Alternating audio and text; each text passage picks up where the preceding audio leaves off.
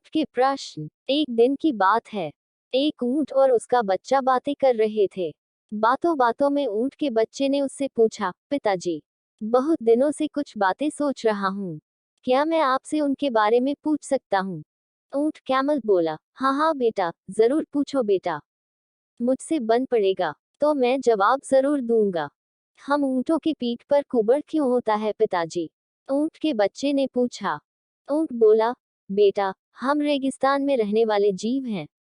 हमारे पीठ में कुबड़ इसलिए है ताकि हम इसमें पानी जमा करके रख सकें। इससे हम कई कई दिनों तक बिना पानी के रह सकते हैं। अच्छा, और हमारे पैर इतने लंबे और पंजे गोलाकार क्यों हैं?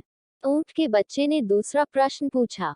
जैसा मैं तुम्हें बता चुका हूं कि हम रेगिस्तानी जीव हैं। यहाँ की भूमि रेतीली होती है और हमें इस रेतीली भूमि में चलना पड़ता है। लंबे पैर और गोलाकार पंजे के कारण हमें रेत में चलने में सहूलियत होती है।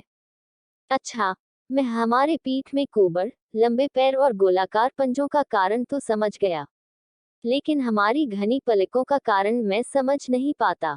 इन घनी पलकों के कारण कई बार मुझे देखने में भी परेशानी होती है।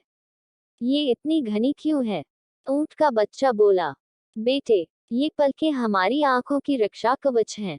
ये रेगिस्तान की धूल से हमारी आंखों की रक्षा करते हैं।